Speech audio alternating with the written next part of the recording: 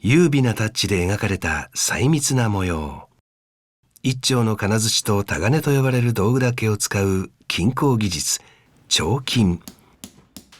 金槌が舞うように動き、タガネが自由自在に線を刻んでいきます。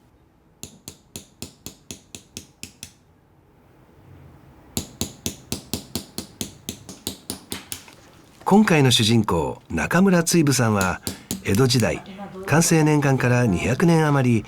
京都で飾り職と呼ばれる金属加工を生業にする家の生まれ、この道40年を超える金工作家です。鉄槌春風に舞うっていう前後ありまして、名前を付けました。土をこう、振り落とす、リズミカルに振り落とす、そのことによって金属の形が変わっていく。すごく、素敵だなというふうに思って、今まで金属の工芸の中であまり人がしなかったことを、やってみたいな、人を驚かしてみたいなみたいなそんな気持ちでやってます。30代で独立した中村さんは、中京区押小路通りに工芸工房追武を設立、制作の拠点にしています。そこにはいつもカップルの姿が。中村さんは25年ほど前から指輪作りの体験教室を開いています。この日は間もなく結婚式を控えた2人が結婚指輪を制作しました。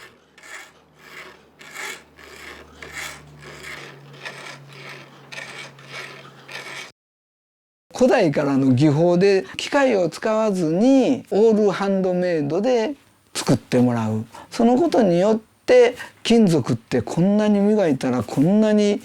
光るんだっていう感動を伝えられたらという思いでやったんですけれど、お互いの気持ちこもったものを付け合うということがすごくなんか気に入っていただけてるかなというようなことで。びっくりしたよね。感動しました。お店で買うと、ただ買ったっていう記念しかないんですけれども、2人で時間かけて、何回か会話してもらって、でやっぱりその伝統の技を教えてもらいながら作ったっていうことで、また一つ思い出が増えたなっていう。近年では体験教室の参加者がなんと年間7000人を超えています。中村さんは体験教室を経営の柱としながら独自の創作活動を続けています。中村さんが最も得意とする金属加工技術が彫金です。タガネは中村さんの自作です。こちらは角タガネと呼ばれる鋭く先の尖ったタガネを使って径ほどの細い線で文様を彫る角毛彫り。墨の濃淡を彫る深さで、幅の広さで水墨風な感じで描くというような技法です。筆の走りと同じようなつもりではやってます。中村さんは無数にあるタガネの刃の大きさや形状を使い分け、微妙な加減で彫り、削り、意匠を作ります。こちらは中村さんが41歳で制作したツツジをモチーフにした壺。花びらは銅を半立体の彫金に、葉やおしべは金銀の象眼で表現しています。中村さんの作品はどれもどこか絵画的です。実は20代の初めは日本画家になることを夢見ていたそうです。絵の勉強をしてたんですけれども、なかなか大学にうまくいけずに少し引け目を感じたんで、親父にそのことを言うたら、仕事をちょっと手伝いという、特に僕がやらされたんが彫金っていう仕事だったんで、日本画を描いてたことも活かせられたんで、これはすごい面白い仕事だなっていうことで、やればやるほど楽しくなってきたって、そういう感じですね。工芸工房追部のすぐそばに中村さんが技を身につけた実家、飾り商竹栄堂があります。江戸時代寛政年間に創業し、現当主は中村さんの弟、竹栄堂栄信さんで7代となります。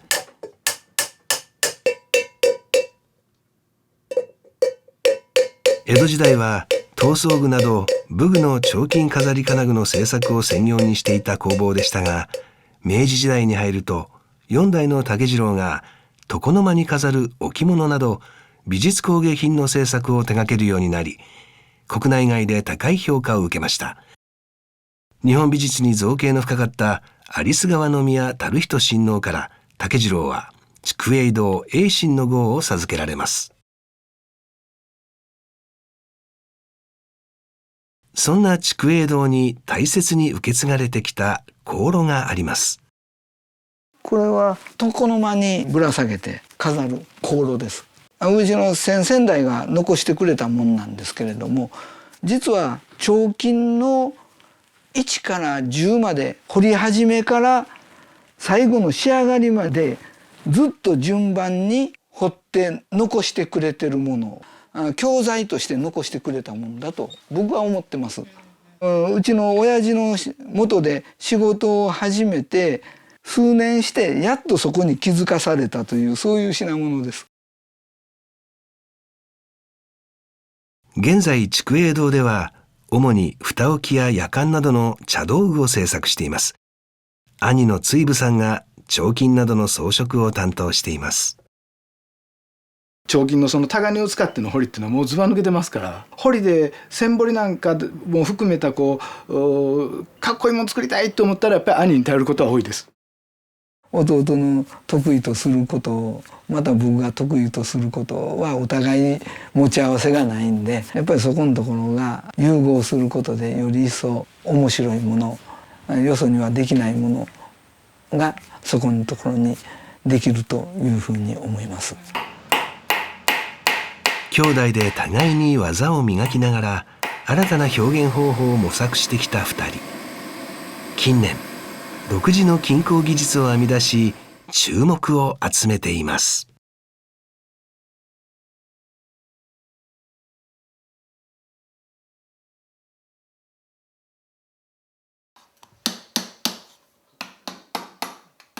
京都で活躍する金工作家中村追部さん。中村さんは年間4回のペースで工芸展に応募出展するなど新作の発表に力を入れています。2019年10月、京都府京都文化博物館で行われた京の名工展では、鍛金の技法で一枚の銅板から瓜と今にも動き出しそうなコガネムシを打ち出し作り上げました。鋳物でしたものをくっつけるっていうことじゃなく、あえて一枚の板から打ち出すということにチャレンジして、コガネムシがうまく表現できて大変満足してます。一般に硬い印象のある金属ですが、実は適度に柔らかく粘りがあります。その粘りを最大限に利用し、叩いて伸ばしながら成形するのが鍛金です。金属を自分の手で粘土のように自由に操りたい。中村さんは独自の技を生み出しました。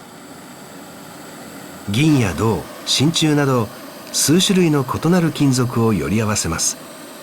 銀蝋という銀と銅の合金を溶かして、その隙間を埋めては叩いてを繰り返します。これは蝋付けと呼ばれる金属を溶接する昔ながらの技法を応用しています。そうしてできた作品がこちら。金、銀、銅など異なる輝きを持つ金属が独特の模様を描き出しつつも一体感を生み出しています。これは練り込み地金と呼ばれ、日本伝統工芸展などで高い注目を集めています。マーブル状に金属を混ぜ合わせて中間色的な色に感じさすというようで、あ、こんなこと金属でできるんや、あ、こんな表現もできるんやっていうことが、そら今のね新幹線を走らすほど優秀な頭はないんで、手元にある自分の金銀銅ぐらいの材料を使ってできる範囲で、楽しんでるってそんな感じですね。